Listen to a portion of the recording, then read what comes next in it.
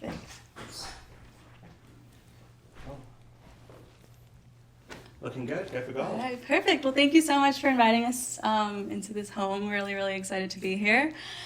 This is insanely amazing, and I just, clearly collecting has been a very big passion of yours. So talk to us a bit about sort of what started that and how you kind of developed into these two houses that we have now. Well, I started like every other kid collecting comic books and toys. Like I have one of my first toys, I have one of my first books, I have a few of my comics because like every other collector, my mother threw my comics away into the trash.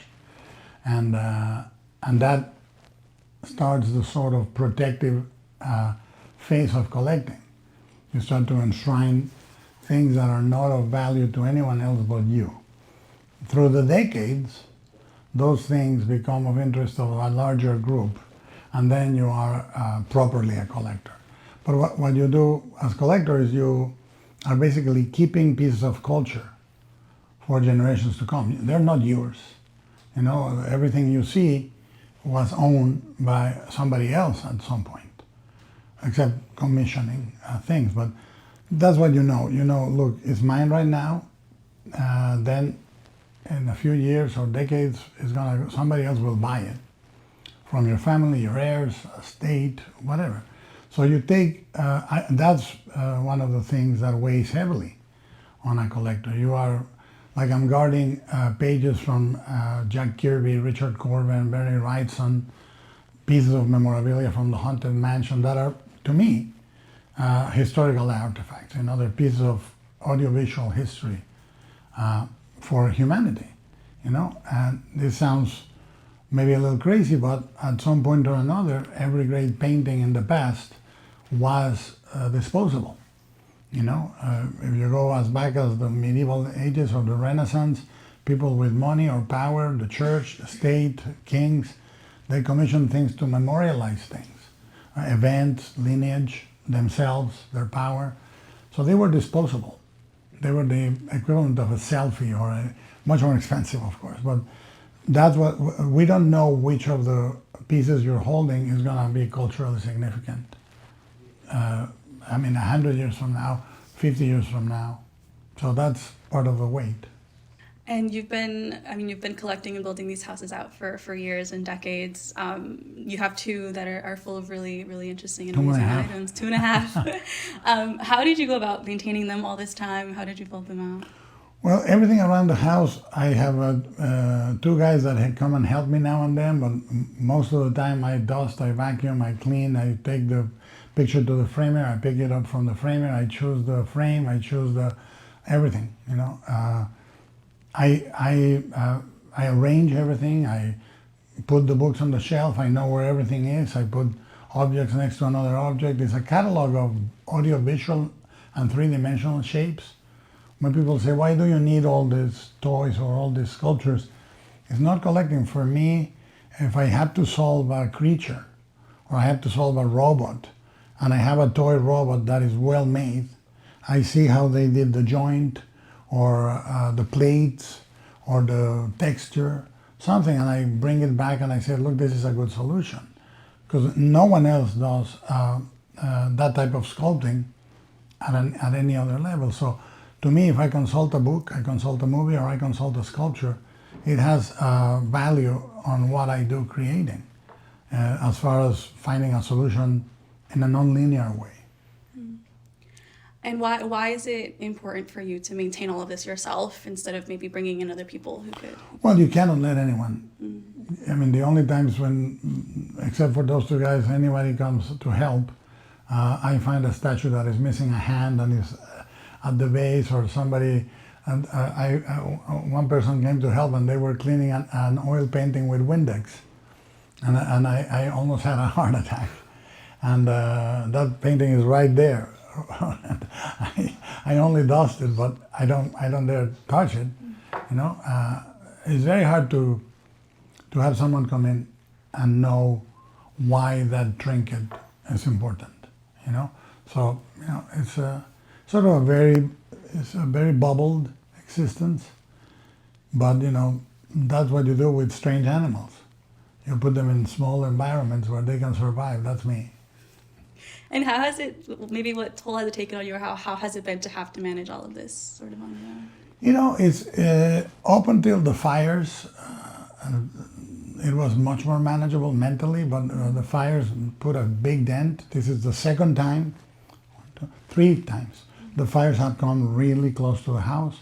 One time 100 yards away when we were in Thousand Oaks. Moving those houses here took more than 4 years and a half, 5 years. And I just became painfully aware that there are over 5,000 objects in the collection. And I was able to move 120 paintings. And you think back especially to these recent fires, what was that moment when you realized, oh gosh, I have to get some of these things out of here, and how did you feel sort of when that Well, realization? the first time the fires came close to the house, I got a phone call and my wife said, what should I save? I said, nothing. Get the kids and yourself out of there, right? The second time they came really, really close, I grabbed the Wrightsons. I grabbed some of my awards. I grabbed my diaries and I left. And then I kept coming back through the curfew, hiding to take a few pieces here and there. And this is the third time. And now I know, California has great weather, but it's also a huge risk strip for earthquakes, mudslides, fires. You don't know. And of course, this has been sort of you've been collecting this for decades. It's been your baby almost. Yeah. And how are you feeling now that the auction is coming up and you're getting ready to let some of these things go? I think I've made peace with it because the one thing that an auction guarantees is whoever gets it really loves it. You know, it's not going to be in a museum's back room. Sort of in an Indiana Jones final shot way. It's going to be alive. Somebody I love what I have because I live with it. I'm a little nuts because I say hi to some of the life-size figures. When I turn on the light, I enjoy what I have. I don't go by. I really love it. And it feeds me with love for the art, love for the visuals, love for the craft, love for the genre. And it's, I know the people that will end up having it are not going to be people that are, this is so curated. This is not a casual collection. This is so curated with such depth of love and knowledge. I have never acquired a piece for investment. I've always acquired it because of its compositional narrative value, colors. I mean, I'm very, very discerning on that. So whoever buys or gets it is going to love it as much. So that's all you can do with your kids. Sort of plan for them to have a good life after you. I'm 60, and it's a great age for me. I'm very happy to be 60, but it's that age where nobody goes, well, he passed away and what happened? How? After 60, it's like, oh, well, it happens. And you mentioned it's 2.5 homes. Is any of them your personal home, or do you just kind of come into these houses very often? No, these are just for me. And that's where it becomes really, there's always something happening in one of the homes. There's either, you have to guard, they are all sun guarded. No sun touches the work. So I have either manual or electronic blinds, so they don't get they are completely black boxes, so that the art is preserved. So any sun that you see is either UV filtered or he has an electric blind behind it. But if you came in when it's closed, it's like a black box. So there's something to be repaired. There's a wall that has humidity. You cannot have humidity. You cannot have too dry. Everything has to be at a certain temperature. Everything has to be away from the sun. So it's like I have a bus with 160 kids that are very unruly, and I'm driving for 9 hours. I go I gotta take a rest. Definitely. How often would you say, or how much time would you say maybe weekly you tend to spend in these houses? I come in at 8:30, and I leave at 5 to 6 every day. And I choose the house according to the task. This is a great room for writing. And because the Haunted Mansion for me was like discovering the Holy Land. So, it's like I go back and, the year it opened, I was there. I was about 5 when it opened. And I was already anticipating it. The first time I went to Disneyland, I was 3. And I saw the sign and I said, what is going to go in there?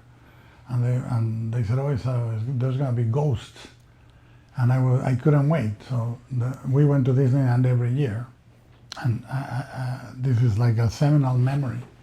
If I could, I would live in the Haunted Mansion. So this is the second best. Obviously, the catalog, I was able to take a look at it, and it has items that span your entire career from the beginning to now. How did you go about picking which items to include?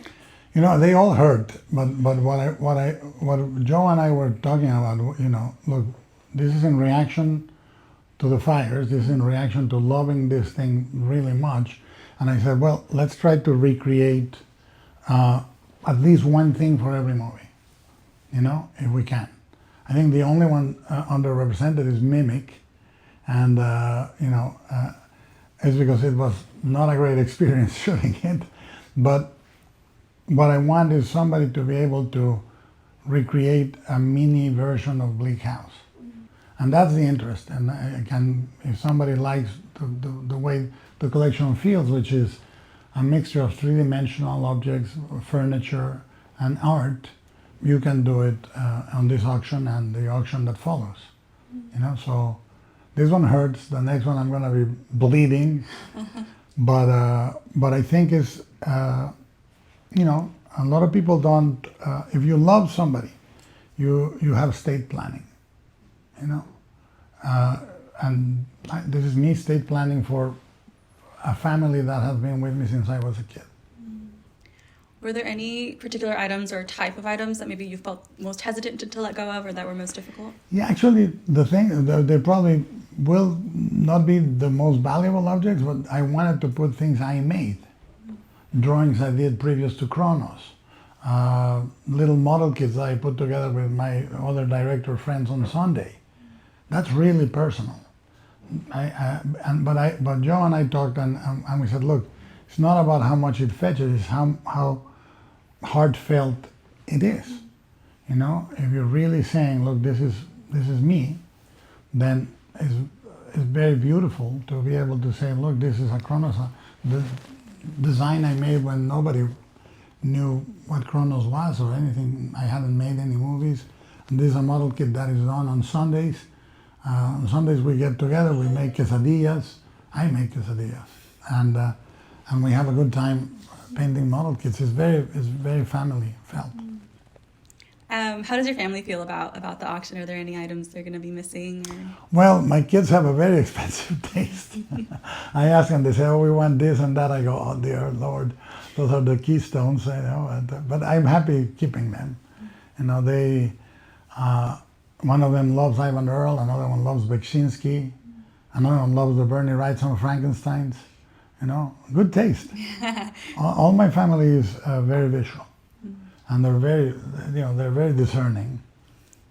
They got kind of first dibs, maybe.